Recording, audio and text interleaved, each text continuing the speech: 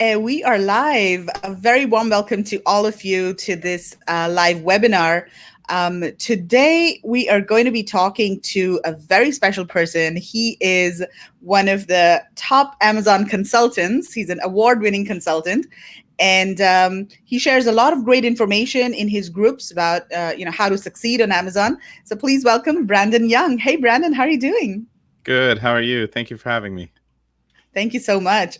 So, and we're sorry you couldn't get your coffee. Oh, it's okay. I'll be fine. Yeah, and thank you so much for yeah, and thanks a lot for sharing your Friday evening with us. So it's 8 p.m. Friday, so we really appreciate that. No problem. Um, okay, so today what we're going to do is Brandon has some slides to share with us, and he'll go through the slides. We're going to talk about product selection strategies for 2020. And then Brandon is also going to be answering some questions from the audience. So if you do have any questions, you can post them in the comments if you're watching on Facebook or even on YouTube. We're monitoring all of the comments over here. So before we get into the presentation, Brandon, why don't you introduce yourself a little bit? Tell us about yourself, your story, your background. How did you get into Amazon? Yeah, I started selling on Amazon maybe a little over 4 years ago now. We've been doing private label for about 3.5 of that.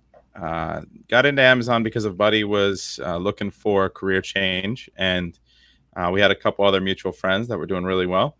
Turns out they were doing arbitrage. I didn't know anything really about arbitrage or anything else. So I decided to look further into it if there were any more scalable models like wholesale, private label. And we decided to do wholesale for a little bit, started doing really well. And my wife and I, and my now wife, who I was dating at the time, we decided to go to China and go to Canton Fair and try to find some products that we could put our own labels on. And here we are 3.5 years later. Wow, awesome. And you're on pace to do 8 figures this year. Is it this year? Yeah, I think we're gonna fall just short of it, unfortunately. We got rid of some SKUs, and then we had some hiccups with some products. We're really leaning out a little bit, less SKUs, a little bit less overhead. So profit is nicer, but overall top line revenue is a little bit down, which is fine. I think as we scale, we want to just try to be as efficient as possible. So next year our estimate next year is about 15 million. Okay, that's awesome. So just curious, are you only sourcing from China, or have you explored other countries as well, like Vietnam, India? Yeah, so we're almost all China right now. I do have a superfoods brand where we get some like ashwagandha from India, uh, Oh, but we do mostly get from China, like outside of that one brand, because we have 9 brands. Outside of that one brand, we're almost all China at this point. But I am open and learning and hoping to learn from you how we can start to find relationships outside of China. It's just much easier. We have my wife is from China. She speaks the language. We have a team in China. So we've been just setting up to keep scaling there. But that's, I know that there are better things in India, for example, maybe textiles or like the superfoods, and there's going to be tons of opportunity. We have bags that we sell and leather goods and different things that I know I could probably do better in India. So I'm excited to maybe take that approach in 2020. yeah, absolutely. It'd be great if you can, join us on one of our trips. The next one is in April. But if you need any, any introductions, I'm happy to help with that. All right, so let's get into this. So Brandon, do you want to start by sharing your screen, and then, let's just dive in?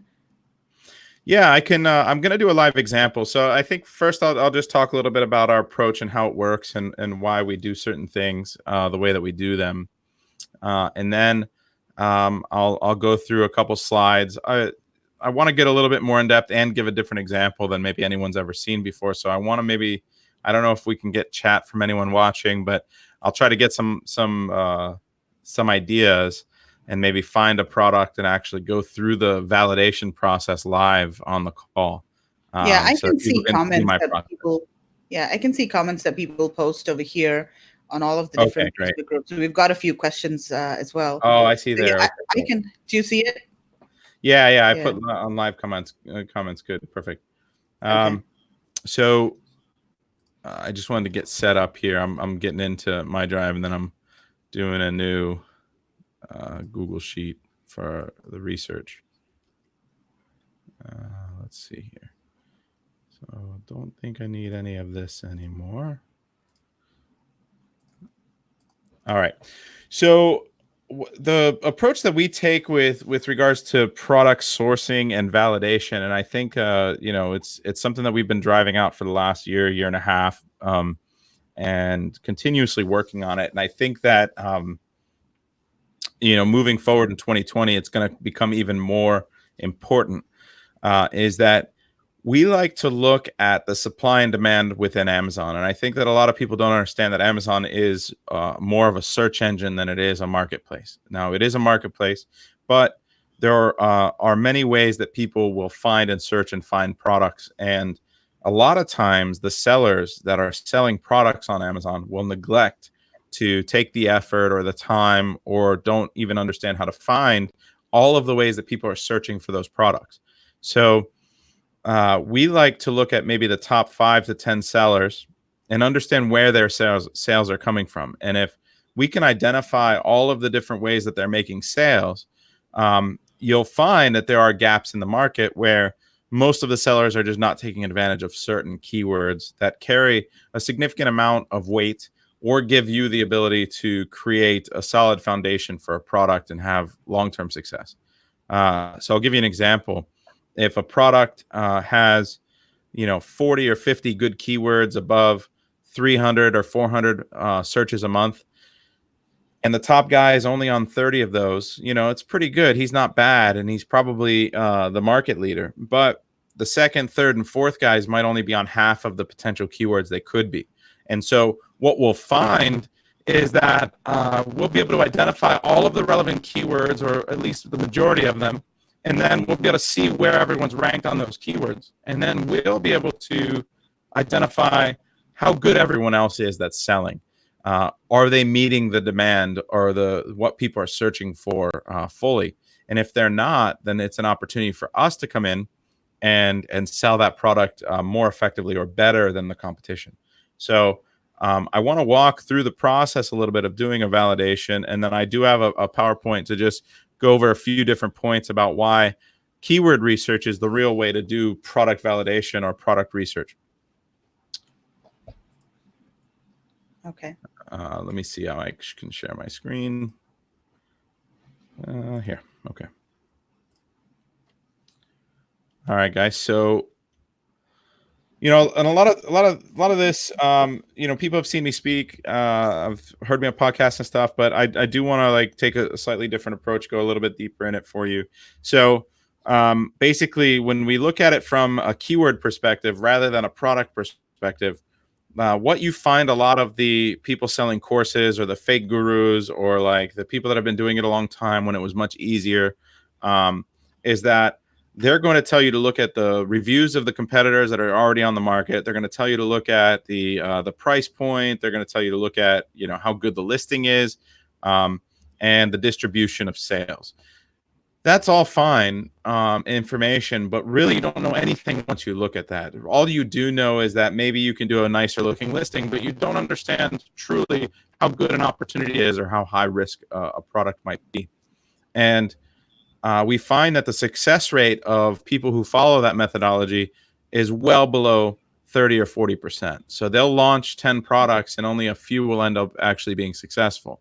Now, the problem with that is that a lot of people that take those courses or learn from those fake gurus, or those people that aren't really doing this like we are, is that they don't have a lot of money a lot of times. And if they fail once, that's it. If they fail twice, they're definitely, done, or they're borrowing money, which we never recommend doing. But, people get hurt. And so it's one of the reasons you guys might see me a little bit more vocal about some of the courses that are out there being taught by guys who don't really sell. And then the content is bad. And so, that's what I mean by their content being bad. They're not really showing you how to find the real data, make better decisions. Because if you do follow the right methodology, and you look at the product and you validate it properly, you should have a success rate over 70%, 80%, in that range. you're going to only have a few products that just don't quite have that conversion rate, and you just abandon. Maybe you lose a little bit of money there, but the majority of the products that you do should be successful because you've done the validation ahead of time. And so if you approach it from a keyword perspective rather than that shallow data perspective of reviews and distribution of sales, then you should be able to raise your success rate and your opportunity in this market. So um, basically, you're seeing how are your competitors getting their sales, how much opportunity does a product have. You're also seeing how much risk a product has. So I'll give you another example, and we're going to go through a live example. Like I said, if you are looking at a product that has only 10 keywords like that are relevant, very specific relevant keywords for a product with at least 300 to 500 searches a month, uh, you know, that's a product that I wouldn't touch. That's a product with low opportunity.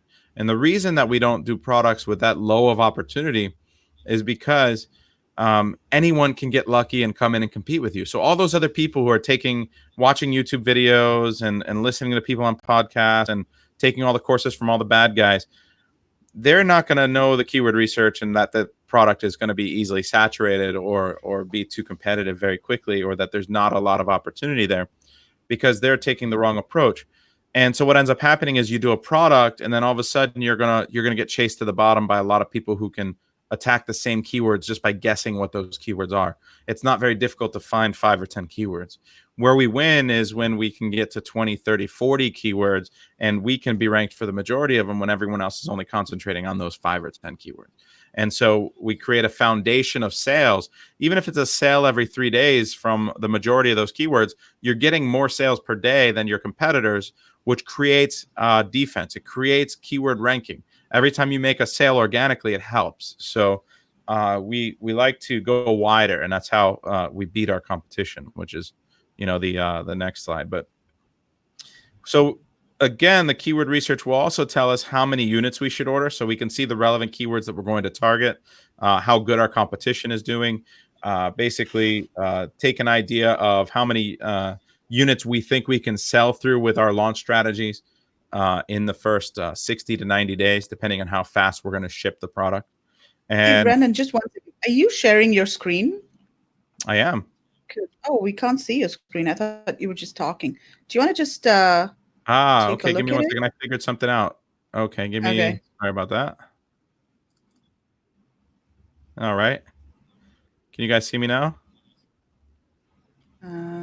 Yeah. Just give me. Okay, there it is. Yes. Okay. I apologize for that, guys. So basically, I was just reading through this slide where I was explaining what the keyword research tells us and everything. And so the other part of that is it also teaches us, if we do the proper keyword research, then we understand the most relevant keywords, and we also understand the search volume of those keywords, and we understand how to optimize our listing and build it properly. We can prioritize the highest relevant search keywords. We can prioritize the ones with most search volume, and then we have to understand how to build a listing properly so that every sale we get the most amount of credit for those keywords that we chose with the most relevancy and most search volume.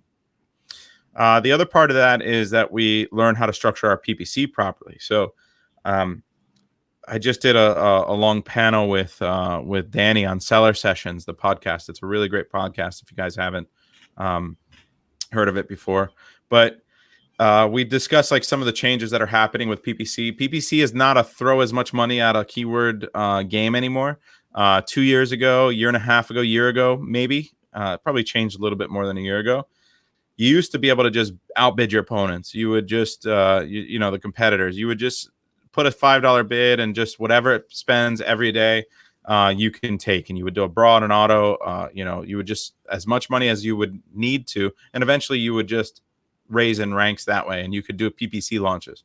PPC launches don't work by themselves as much. You could get lucky, find a low risk product with bad competition, and PPC might do well for you, like well enough. But we find that the marketing strategies that we use are mostly offline. And so the way we structure our PPC is based on our keyword research, where we're targeting those very relevant keywords from the very beginning, because we want Amazon to know exactly what we're selling. So for us, PPC is more about indexing and and then controlling our conversions. So controlling our numbers. Traffic and conversions are where Amazon is going to rank you these days.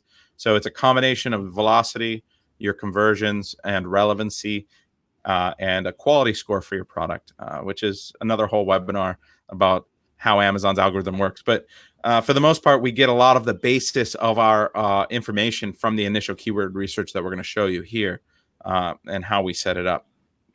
So again, the why we win. We go wider than our competitors. Again, we target more keywords. We find those keywords that most people are neglecting or not on. We decide, which products to do, and we're more selective. We can choose products that are lower risk.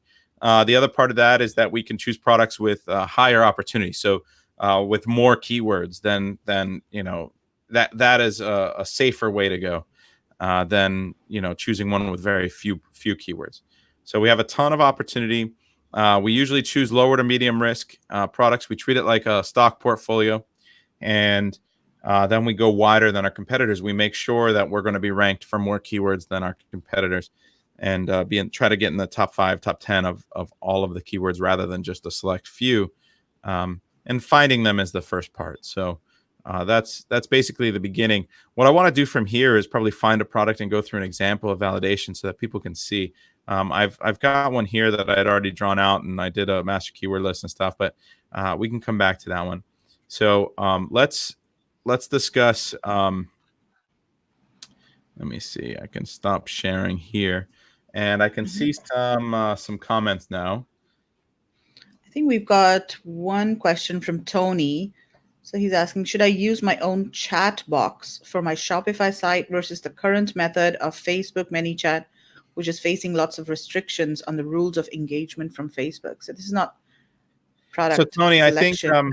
it's great that you can pixelify people. I know it's not really relevant for this, but using ManyChat is very powerful, because then you can, while in ManyChat, you can ask them for their email, their cell phone number.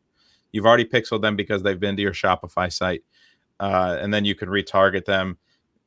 Try to sweep them into a Facebook group is going to be like the future of that as well. So that way you can engage with them regularly. But that's a whole nother conversation that we can get there. So I'm going to just probably open up and go to Amazon. And then from Amazon, I'm going to share my screen again. And well, what we can do is actually from Helium 10, we can just find something in Black Box. All right. If anyone watching want to give me a suggestion for a specific category and then a potential budget to start a product? Yeah, that's a good idea. So post it in the comments, guys. If you have any, do you want like a broad category or a specific, any broad category, high level category, and then you guys can choose between a $10,000 budget, a $20,000 budget, and a $30,000 budget, and we'll take the ones with the most votes. Okay, let's just give this a couple of seconds.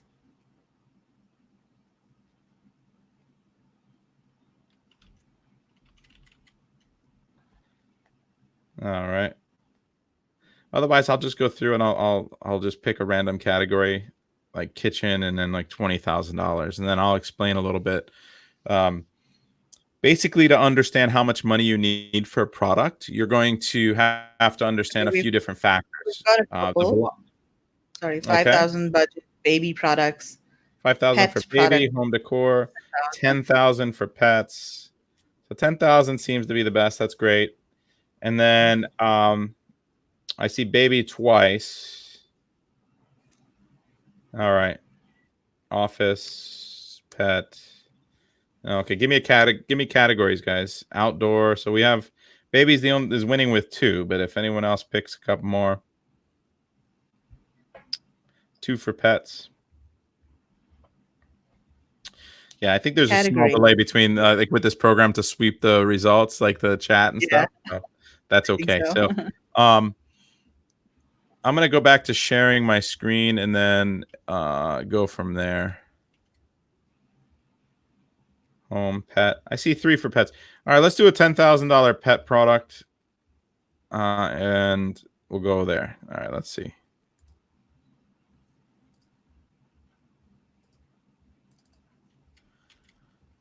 All right. So what I've got here is I've got Helium 10, and it's one of the main tools that I use for finding products and then for the keyword research that we do. And the way that we use black box, and there's a really good tool in viral launch that's very similar. So if you guys already have a viral launch subscription, you could use their product finder.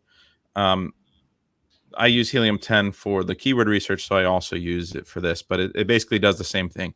You can put in your revenue, your price that you're selling a product. You can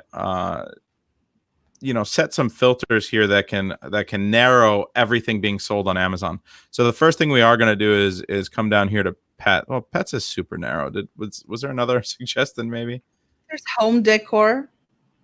Okay. Do you want to do? Yeah, let's do home decor because a lot of the products that we source from India are in this category. Oh, That'd perfect. be Yeah. interesting.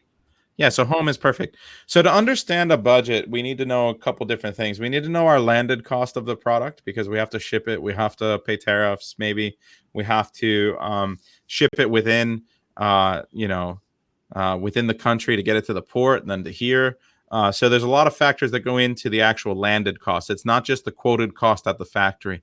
You need to understand all of the additional costs, packaging, the design, in transportation. So once it lands into Amazon, how much did that cost you total to get it there per product?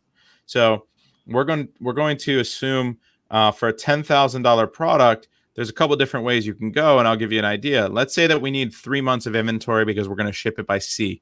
Uh, and so I want like a month of inventory as lead time, and then I want like 2 months of transportation with a little bit of lead time at the factory. So I'm going to assume that I need 90 days of inventory. And this is a product that I'm going to sell 10 a day. So that's 900 units I'm going to need over 90 days. And then that product costs me $10 landed. Now, that's a $9,000 budget for just the product. But I'm also going to need a little bit of marketing dollars. I might give away some products. I might do some PPC. Like I said earlier, we're lean on the PPC, but we're still going to spend some money there. So we do want to add anywhere from 50 to 75% of that initial budget. So that same $10 product that we bought 900 units, and then we add, even if it's just 50%, we're looking at $1,350. So because we add 4,500, so that's a little bit over that 10,000. But maybe we can find something that costs us around $10, sells about $10 10 units a day, and we'll see exactly what types of products we're coming up with.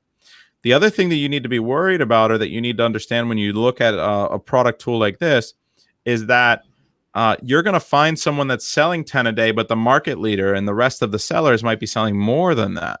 So then you find a product that would actually require a higher budget than you estimated. So you have to take that into consideration when you're looking. But I'll give you an idea of what the budget would be if we do find the market leader. We don't have too much time to do too many there. So monthly revenue, I don't really look at, but I will look at price. If I'm landing something at $10 and I can assume a $5 fulfillment fee average, like 476 or in that range, let's assume it's not too big. Uh, I want to be selling this to make 100% ROI. I need to be selling this by at least $30 in that range. So I'm gonna do a range of $29 to $31, and then that gives me. I'm doing a very narrow range on price because I don't want to get too many results back, and I want to be able to manage my results. I want to be able to do this a lot without seeing the same products over and over. So I'll do narrow slices, look at 40, 50 products, star them, research them, and then move the goalpost slightly, and then keep doing it. So it's just another way that we go about it. So we've done price, so that kind of gives us our landed cost range, right, of what it should be. And then we do want to have the number of monthly sales. So this is, instead of being by day, it's going to be monthly. So we want a range of, let's say, 270 to 320. A little bit wider range. Let's see what kind of results we get back. Again, we're home and kitchen, and all we did was two different things. I do want something that has a max weight of 1 pound. Let me see. 2 pounds will be fine. And number of sellers, I want a max of 2 sellers. The reason that I put a max of 2 sellers is because I'm not interested in the results from all the major brands. I want to look at other private label sellers, and then I want to compare apples to apples. I know that major brands, Williams Sonoma, things, like a lot of the brands that are on Amazon that are major brands, I know that they're going to sell well, but I can't really compare that because they have their own keywords. What I can compare to are other private label sellers. So I do maximum number of sellers too. And then once I do that, what I found is that I've gotten over 200 product results. So that's the max. And then it would be a lot of different pages. So I probably want to narrow this even a little bit more. So I'm just going to do 290 and I'll see what happens. Still too many. 310. So now I'm just getting a smaller slice. I want to kind of narrow this down. There's 180. So I finally got below 200. Now this would be a manageable slice. And what I would do is I would take a worksheet and I would write down this exact search parameters. And then I would know that I've already done it. And so as I go through and I look at these results, what I'm finding is I've got some red velvet dining room chair slip covers. So slip covers for chairs.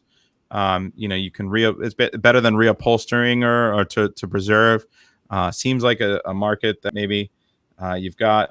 Now you've got only 11 reviews on this guy. He's selling for that range of $30. He does about 30 a day. So he's right, or about 10 a day, and about $9,000 in revenue for this one product. So let's take a better look at this guy with these slip covers.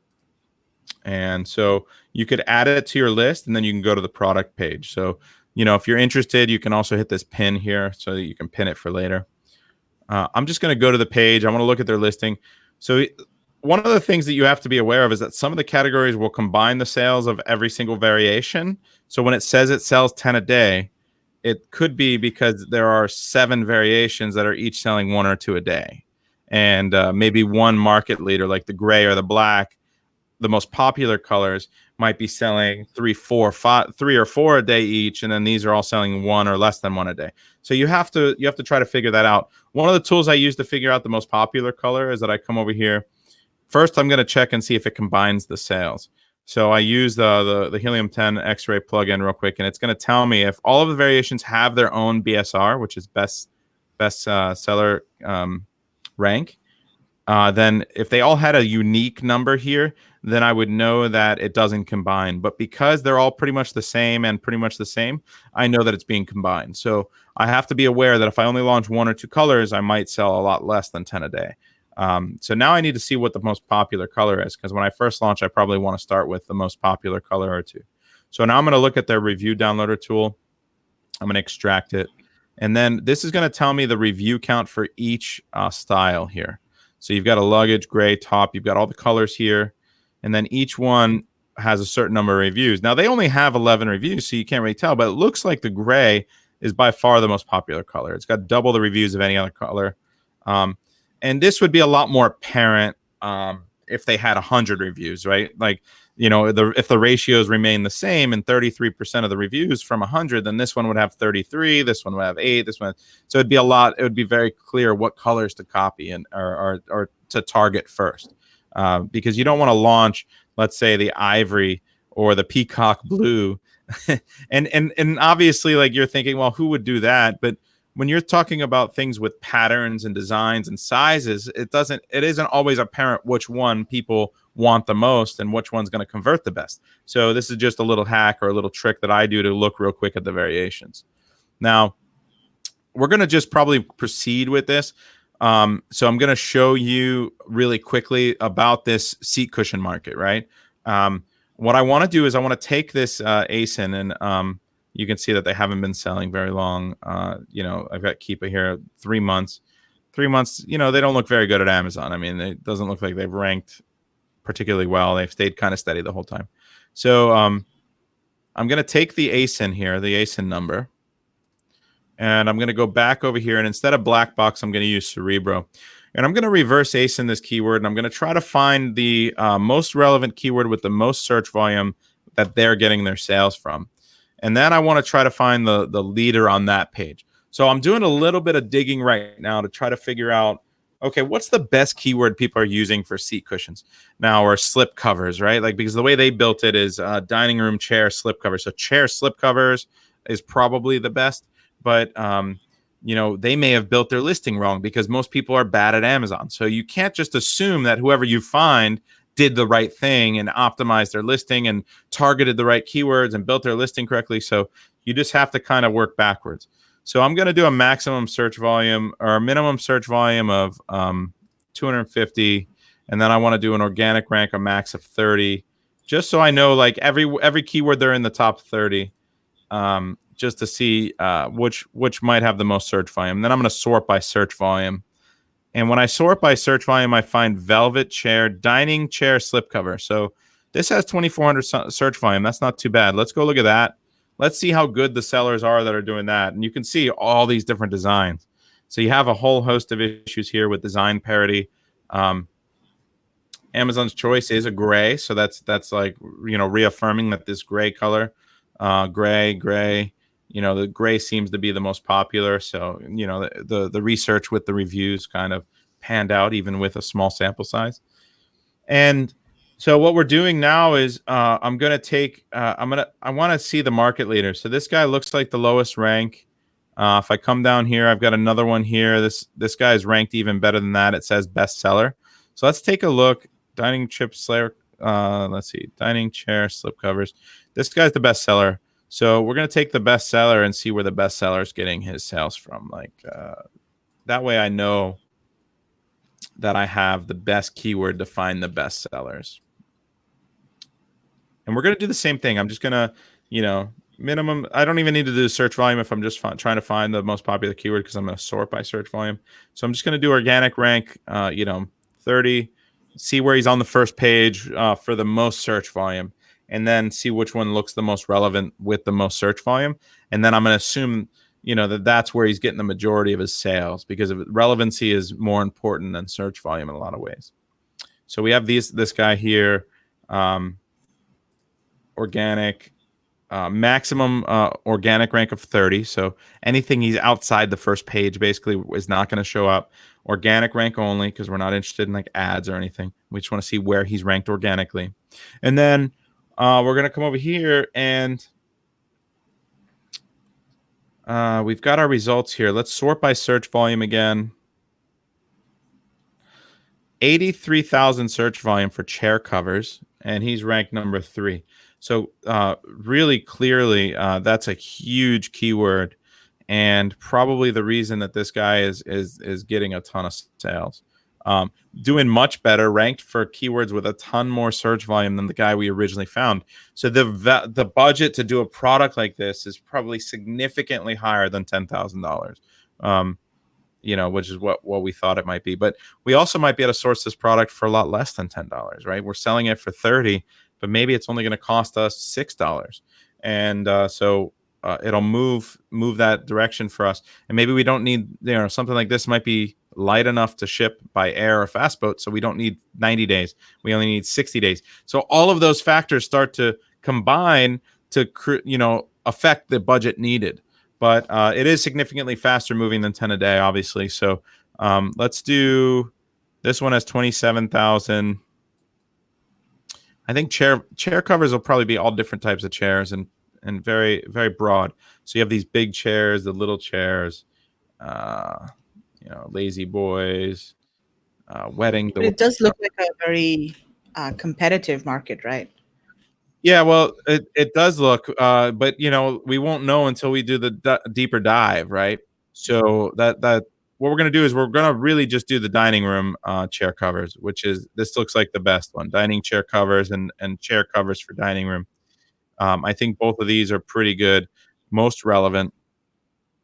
So we'll go to the one with the most search volume, and these will all be basically the same type of thing. They're showing that they stretch, so they're durable. They're showing the quality, or at least doing their best. So you could see the different elements that the best sellers are doing. And what we're going to do is we're just going to pull up. We can glance really quickly and make sure everything's relevant, which it is. There's different size packs too. So there's 6-packs, there's 2-packs, 4-packs. So you have to take that into consideration too. There's another whole thing about that. But what we're going to do is we're going to use the X-ray tool. It's going to give us the best sellers. This is like the old school Jungle Scout where it shows you sales, reviews, it shows you a few other things. What amazes me is that people teach you to decide to do a product basically just from this one screen versus all of the other tools that you have out there. Um, it's it doesn't this doesn't give you enough information to decide whether to do a product. Now, how mature is the market? You can understand that. So you have number of reviews. You've got a few guys above 100, but for the most part, there's a lot of younger players in there, which isn't bad. And then you've got your sales. So we're going to sort by sales. And then I'm going to just take the ASIN here of these best sellers, and I'm going to throw them into Cerebro. Was this it? Yeah. And it doesn't matter color, size at this point. Right now, we're just trying to get the keywords that they're selling on. Now, you're going to have size and color specific keywords that you can sort out later. But we're going to have to do that manually when we do the keyword research and the analysis. So I'm just going to throw the top 10 sellers. I'm just verifying that they're all the same. And they all sell for a good amount. I mean, the single packs, it looks like, or there are some really cheap options that we would probably avoid. I think I already grabbed one, but I don't want to grab too many. This is just a set of 4 for 35. For the most part, they're selling minimum 15 to $35, $42. So that's a really nice price range and not too bad. This design, though.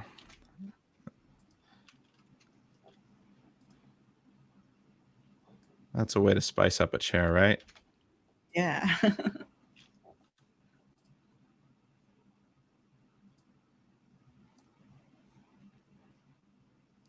I go with the more expensive one. Comparable in sales, but what I care about is that. So I can do up to 10 competitors. 1, 2, 3, 4, 5, 6, 7, 8, 9. I get one more. And once I have the 10 best sellers here that are the most related to the product I want to sell, I'm just going to run the data real quick. And what this is going to do is it's going to give me every single keyword and position of each of these competitors that these competitors are indexed for. Now, that's a lot of data. That's a lot of information. And you have to understand that Amazon will index products for keywords that are just completely irrelevant. Just based on some kind of search with a click or just the way you built your listing, it'll connect two long tail keywords together to create a word that's completely unrelated. And so you have to understand that the majority of keywords that product will index for are irrelevant, that they don't matter. You'll never make sales through them. So using a tool like this is how we will get through the noise. We have to understand, okay, these 10 that we just did, for example, if you look at these search results, you'll always see it's pretty fascinating.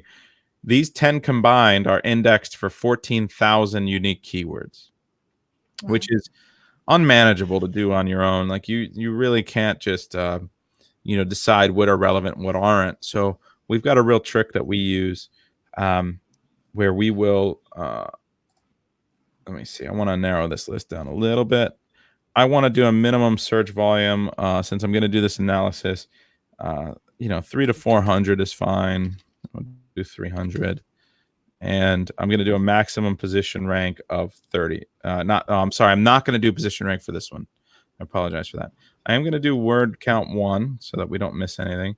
I'm going to do organic only. And let's see here. Ranking competitors, I'm going to do at least 2. That'll keep the relevancy a little bit higher. So what happens is once I do at least 300 search volume, I've narrowed it down to 639. So that means that out of all of those 14,000, I think it was, the vast majority were under 300 search volume. So really irrelevant and not very fast moving. So this is much more manageable for us. We're going to download this real quick into a Excel, and then I'm going to take the data and plug it into my own Google Sheet. And then I'm going to show you guys how I analyze the data. to make a final decision on whether this product has a good opportunity score, and then give it a risk score as well. Well, while you do that, there are some questions over here in Yeah, case yeah. you want to take. Let me just read out this comment. So this is from Amy Weiss. So she's saying, I would never source a product for $10 with margins that low. $30 is not enough. So I guess she's talking about the slip covers. They're selling for $30, and you said you can source them for $10. But um, So an yeah, ROI of 100% is too low for her. Like, every time you sell it, you can buy 2 new ones. Like, I don't know. I like making at least 100% ROI, and that's kind of my limit. If people need to make more than $10 or 100%, they can put those filters however they want. Um, it's I'd rather have 50 products making me more than $150 a day than being yeah, being too choosy and only having 3 or 4 making me a couple $100 a day. I'm trying to go much wider and build brands, so it's just a different approach. Everyone has their own style and what they're trying to do. Oh, hold on, I'm trying to go here. right. So it's all a preference. Absolutely. I mean, if she wants to try to find a product that sells for 30, um, and maybe she needs to land it at $6 or $7 to meet her requirements. I mean, I don't know. It's possible. So we really don't know the price of this. We would have to take the next step and start going through some of your resources to source it, right? Right. Yeah. So I think we've Amy also sells retail, so that's why she generally looks for, mhm. a higher multiplier. Well, in retail, the rule is double double. So I mean, I imagine that if it costs lands for 10, then she has to retail it for 40. She would be selling it to the distributor for 20, basically. If you go direct to retail and you sell it for 30, that's great. But direct to consumer at 30 is really great too. And because Amazon takes a much smaller margin, basically. So what matters, like, there's a lot of information here for this practice. We don't need really any of this, so I'm just going to delete a lot of it. You'll see that there's one column here, position rank matters, because they just have this named position rank. But what that means is that this is the main competitor that we were looking at, this one here. So we do need to go back in and just change this to this guy's ASIN, and then that'll do that. So what I'm left with after I delete all the columns that aren't relevant is I've got the search volume of every single keyword. Here's all the keywords. I've got their search volume, and now I've got all the 10 competitors here, and I've got the rank on the keyword for every single competitor. And that's great and all, but I still don't know which are the most like relevant keywords, because as you can see, there's a lot of them left. So there's 600. So what I do is I add a column here called relevancy. And then I'm going to do a formula where I'm going to count how many of these are in the top 30. And if it's something with designs, like maybe this product, you can go as high as 45. So we can do that. So let me do. So this would mean that how many of these, this count if formula, right, for this range, how many are inside less than 45, right? Rank 45. And so my result here is a 9, but I'm just going to double click this, and then it's going to give it to me for every single keyword. Now I've got a rank for every single keyword here, and I can add a filter. And what I'm going to do is I'm going to sort by search volume. Then I'm going to sort by relevancy. And now I've got it sorted by relevancy and search volume. I'm just going to chop off the bottom. I don't need the zeros, the ones. I don't really need the twos. There's going to be some relevant keywords in twos. But for this practice, really quickly, I'm just going to assume that all the twos aren't and all the threes are. You would need to go through these and just start looking, because you're going to find, and you need to weed out the not relevant keywords. You've got some Spanish keywords. You're going to have some keywords like with specific brands, IKEA. Maybe you can compete for IKEA because that's a retailer. And then there's slip covers for chairs. Bar stool covers is not relevant, for example, in the threes. So as you go down the relevancy score, you're also going to find less, a lot more keywords that are less relevant. But what we end up having here is now I'm going to have to decide how good are these sellers at Amazon. And the first thing I noticed is that there's a ton of keywords with at least 300 search volume and a good amount of relevancy. A lot of times you might only find like this many, but we're finding a ton of keywords that look pretty relevant to what we're selling. Now you have the size specific ones, sets of six, 4, 2, you're finding that. But you can weed those out if you really want to. I think if you're going to sell 4 in a 6-pack, it doesn't matter. But you can weed them out to be a little bit more relevant for what you're looking to sell, so you can compare apples to apples. For now, we're just going to assume that these are pretty much all relevant. And what we're doing is we're going to count how many there are. So move this. I've got 94. So I've got 94 keywords here. What I want to know is how many of the 94 are they on? So of 94, I've got to count. I'm going to count again of all these 94 where this guy's ranked. So let me do this range.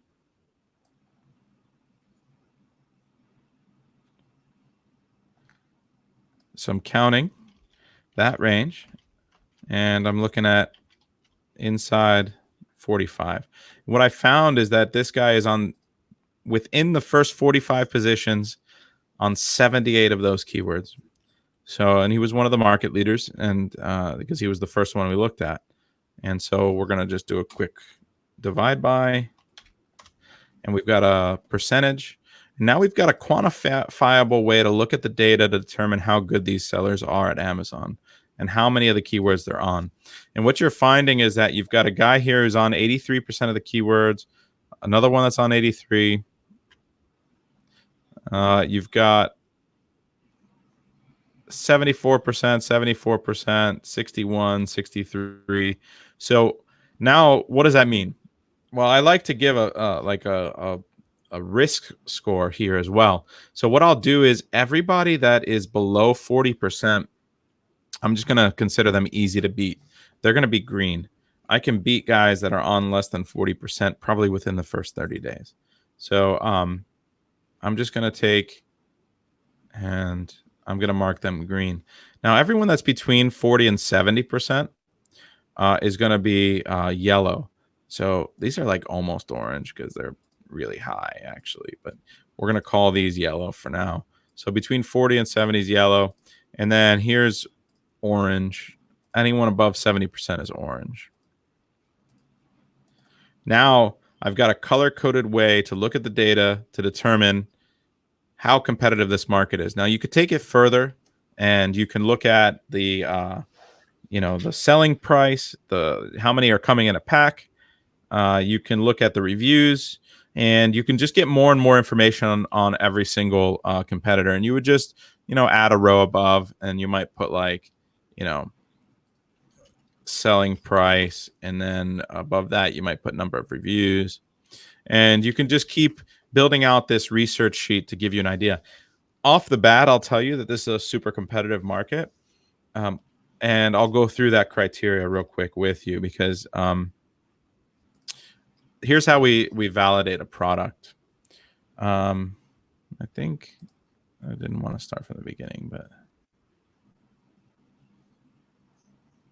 so we talked earlier about the opportunity score, and basically less than 15 relevant keywords at 300 exact search volume is pretty a low opportunity. We don't want to do something like that. Medium is like 16 to 30. High is at least 30. This one was super high. It was really great opportunity. Lots of keywords you can rank on. The problem is that the competitors that are there, even if they don't have a ton of reviews, it looks like they're pretty good at Amazon.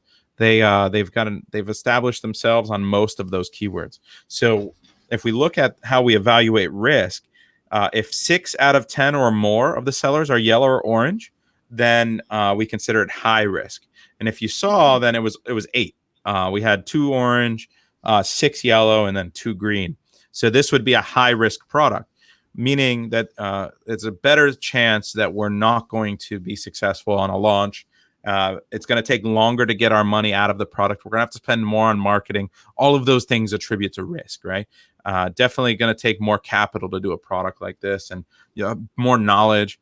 You have to have been selling on Amazon and understand like the most recent ranking strategies before you should go after a high risk product. you should be very confident in selling on Amazon. Now, medium is 4 or 5 out of 10, and then low is 4 or less. Are yellow and orange. You should be able to, tackle products like that pretty quickly, become one of the top sellers within a month or two. And, those are like what you're constantly looking for. So you want to have a majority of low risk products. Now, really what I talk about, like other risk factors are capital outlay, cost of capital, regulated markets, reviews, IP, things like that. You have to be aware of that. So also take into consideration the size of the packs. Any parity in design or packs or anything like that are going to give you quite a bit of of risk or add to the risk. So what I have my students doing on a regular basis is just doing as much research as possible. Just Okay.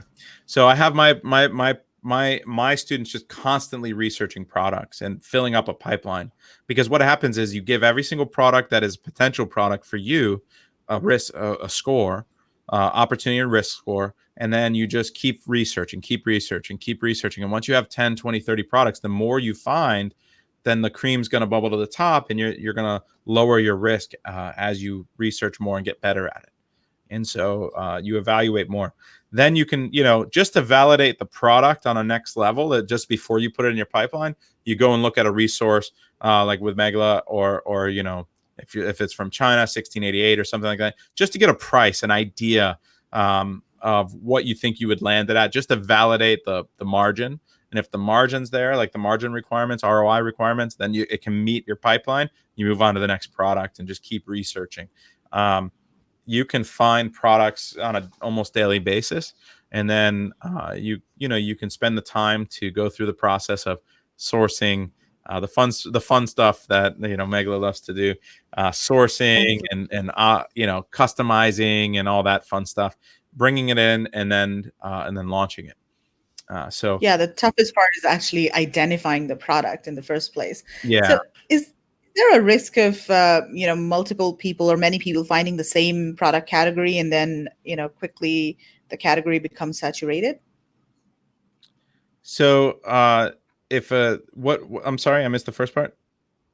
So in case a lot of different people are searching for a product using similar criteria, is there a chance that many of them will find the same product category and then it quickly becomes saturated?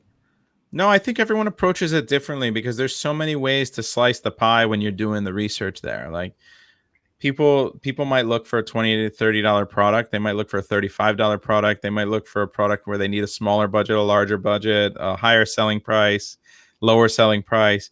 And there's just millions of products on Amazon. So even if you're in the same category and you're going through, and what appeals to me won't appeal to you, what I decide to do in-depth keyword research on versus what you decide to do is going to be different. And plus, a lot of people aren't using this methodology. I've got 400 students in my inner circle. I've got students who have taken my masterclass. Like, really there's millions and millions of products. I don't think we're putting a dent in the opportunity of Amazon private label by teaching, thousands of people how to do this, because it's still up to them to spend the money, do the work, do the research, find the slice that they care about, which Right. is still tons of different opportunities with regards to categories. Their budgets are all different. Their risk, how risk averse they are is different as well. Like I might be much more willing to do a bunch of medium risk products because I have the capital to do it, whereas someone might be, like whoever commented earlier that said that doesn't meet her margin requirements. Like I'll do that product all day if I can make 100% ROI, and she wouldn't touch it. That's great. Like that's fine. So you're gonna find a lot of different things that are just differentiators.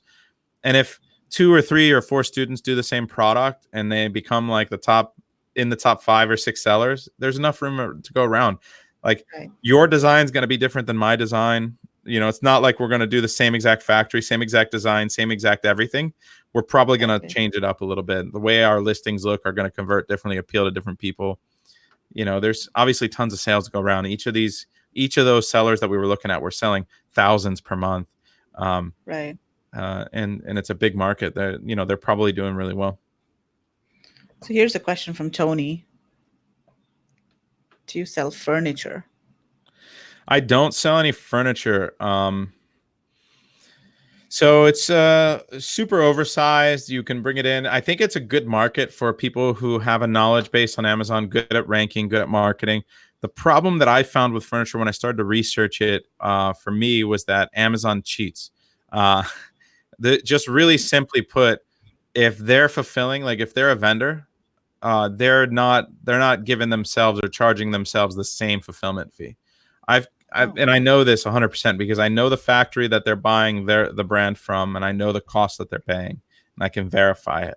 And then I know what it would cost to ship it over in a 40-foot container, and then I know what it lands for at Amazon, and then I know what they're charging me to fulfill it. And when I back out all of that, there's $3 left for the product cost and profit, and there's just no way, like there's no way that they're properly charging themselves the same amount and doing the same work. yeah. um Interesting. When we were at the Delhi Fair last month, we saw a lot of flat pack furniture, and there were like very beautiful tables and stools, but they're flat packs, so they don't take up a lot of space, and they're kind of stackable. yeah, So that's great. The yes, IKEA model, the flat pack, that comes in a box and then you assemble. Yeah, that would be what I'm looking, I would want to look. But you'd be surprised how fast that those weights and dimensions add up quickly for, your fulfillment fees.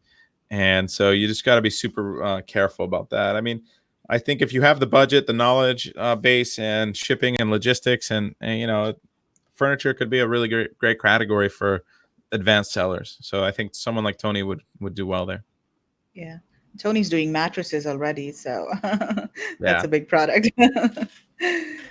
Okay, so here's another question. Search volumes are consistently wrong in Amazon software. Do you compare search volumes in other tools as well?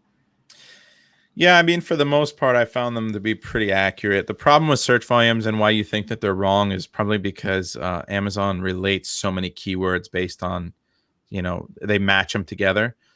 They take out the prepositions. They will count like plurals the same, and so the software has trouble determining that, and so does Amazon. Like Amazon will pretty much combine them, and you'll get more impressions than you think you should. So, um, for the most part, I'm comfortable doing my research this way, and then when I start to do my marketing, then I can adjust from there. Okay. Let's see what other questions we have. Okay, here's one. So, what are the parameters you use per category to better understand what's too saturated or too competitive based on each individual niche? So, I think you covered a few of the parameters before in your slide. Yeah. So for competition, it's the two scores that I give, which is the opportunity score and the risk score. So if there aren't enough keywords, I stay away from it. If all of the competitors are, you know if the majority, at least 6 or 8 or more of those competitors are in the orange or yellow area that we looked at with regards to how good they are at Amazon, the relevancy, then I'll think that that's a higher risk product or a little bit too saturated. Reviews, products, like I've gone into certain categories. I sprinkle in a high risk product occasionally that I think I can just do a little bit better, or the margin's just so good that maybe I found a way to add extra value, really different design that I think will convert well, things like that. So if you're going to do something pretty disruptive, you can go after those high risk products, I think, but you have to. It's tougher because you have to test that you're going to convert better. A lot of people are very comfortable with those market leaders, which is why they're the market leaders. So sometimes it can be higher risk, even higher risk to change things too much. Hmm.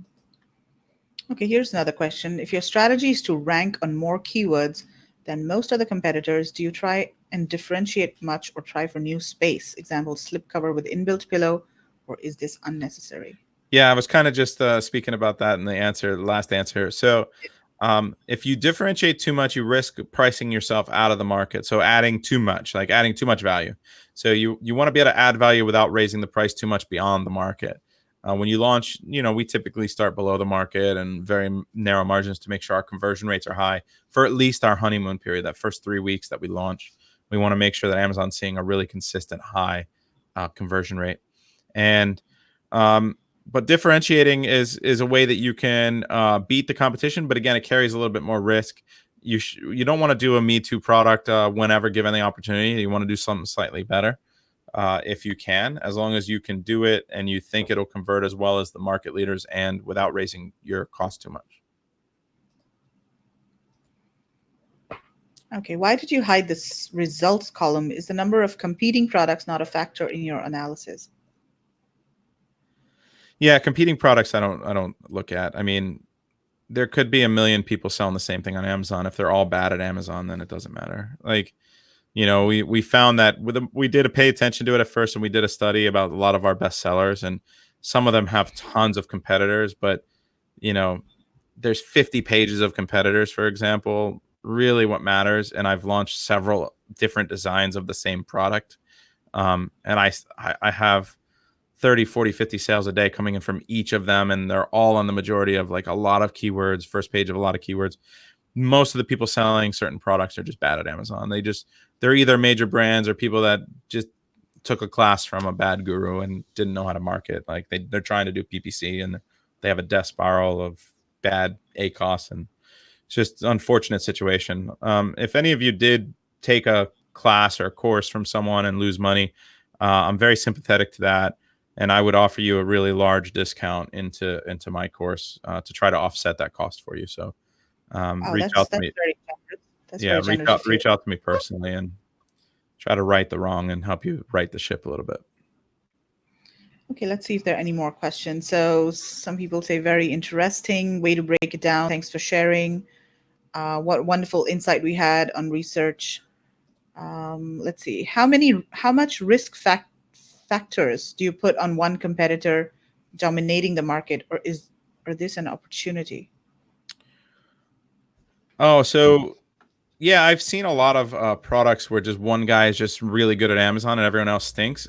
And yeah, I think that just represents a good opportunity. If you can identify relevant keywords and that everybody else is just not taking advantage of them, just not with good like their listings are bad, their products, their offerings are just not as good as the guy that's good at Amazon.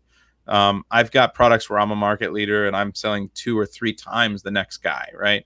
And what I'm doing there is I'm just going to launch more and more of in that niche, like different brands, different styles, just try to take advantage of that market. I think that represents a really great opportunity, actually, most of the time. Now, you just need to verify that the way that guy is getting his sales are from the same keywords you're looking at, that he's not driving outside sales from outside marketing, or that he's not a well-known brand and he's driving sales from a branded keywords. So, if someone searches for Lego, they're going to buy Lego, for example. They're not going to buy, an off-brand. So you need to be aware of the difference there when you do that research. Right. So we have another question. Amazon Basics.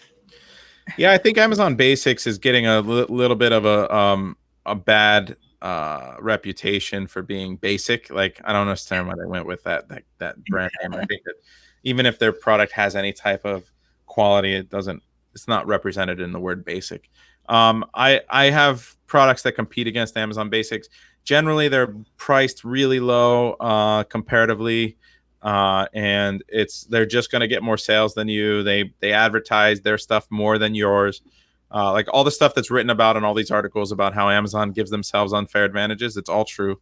But don't let that discourage you, because you can beat them. Like you can represent your product better with a nicer content and better offer.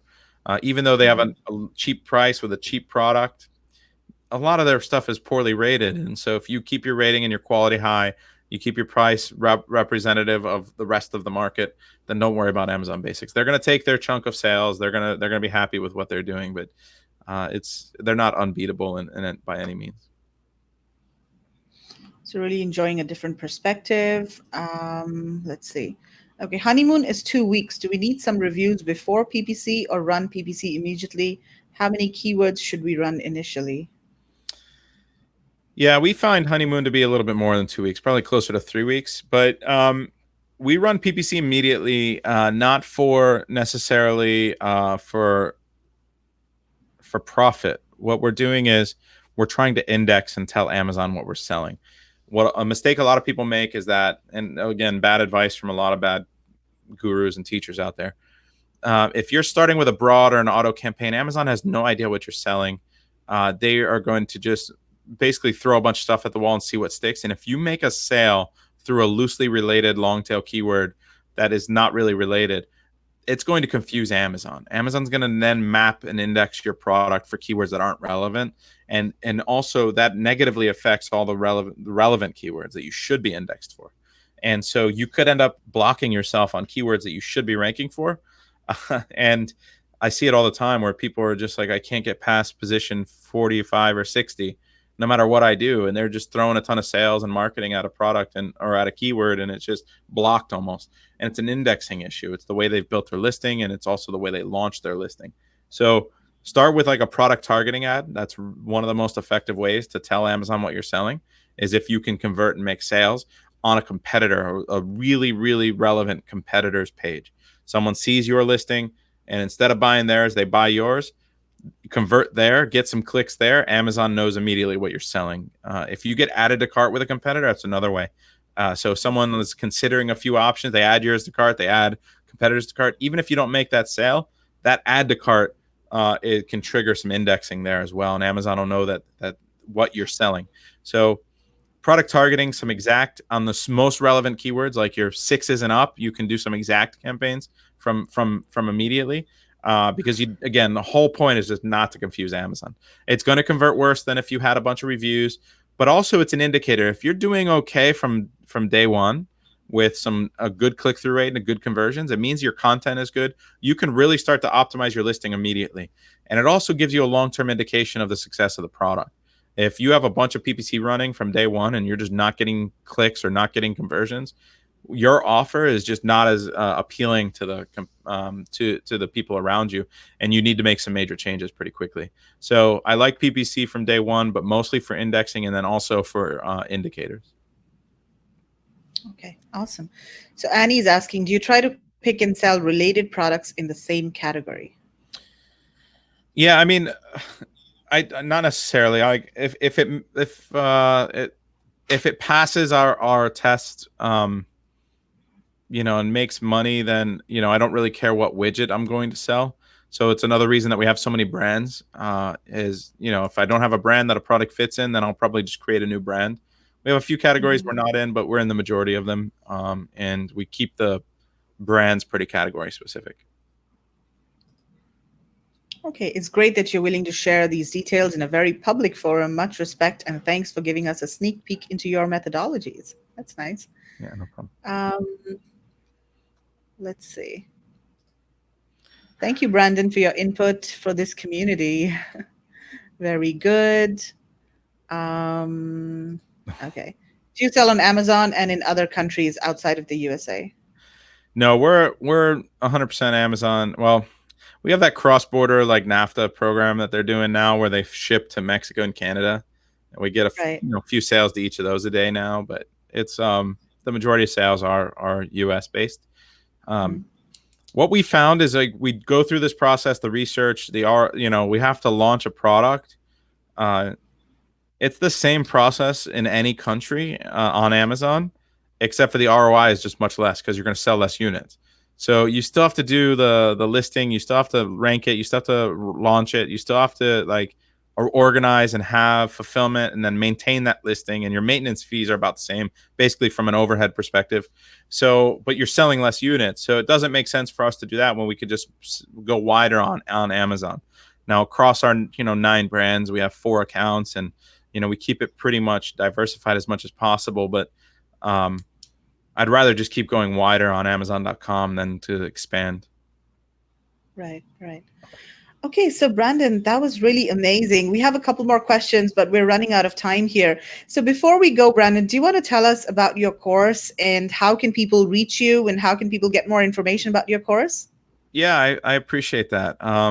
So the first thing is like the methodology you just saw here. I really go in really super deep detail with a couple more live examples and analysis, and that's a 5-hour masterclass that I do. I answer a lot more private label questions in there, and that replay is available right now. It's pretty relevant information. You can go to um, www.amazonprivatelabelcourse.com. For There everyone it is. watching, Yeah, for everyone watching, you can use the code BY50 off, and you can save $100. So it'll cost you $97, all said and done. Now, you'll get a ton of information, details on the product research side. I answer a bunch of other questions. It was a live recorded class with a lot of students, and then I have a full course as well, which is more of a college level course where it's done completely different than anything else really out there because I hold your hand a lot. I treated it like I said, like a college level course where every single week we have a live Ask Me Anything. So you'll see me live like this on a Zoom call. And then every 2 to 3 weeks, we do a live in-depth class, similar to the masterclass. The masterclass that you can go see is actually module one of maybe 6 or 7 modules that we're constantly redoing in the inner circle. And then it comes with the Inner Circle Mastermind group, which is, we have 400 students in there. Over 50 of them are doing 7 figures. We're very active, help each other. We teach an abundance mentality to be open. The more you give, the more you receive. So we have a lot of students that help each other out. And, if you ask a question, there's lots of questions and answers every day. And you get all of that for a year. And that price, I just raised it to $29.97 for the year. But anyone watching, let me know. And I'll give you $500 off so that you can join that as well. And Awesome. yeah, the PPC is included in the course. So is ManyChat. Hmm. We haven't done one in like almost 6 weeks, a little bit longer, but we're supposed to be doing a ManyChat class pretty much every month. And so I give you guys the flow so you can learn how to do chatbots and I give you the templates on that. And the PPC is done as well, really in depth. We teach you. We have a constant. We call it a launch SOP, like a standard operating procedure. So we tell you what's working right now. Because for example, I just launched 25 products in the last 30 days. And so I know exactly what's working, what's not working. I tried different things, and I keep you guys up to date with the latest strategies that are working.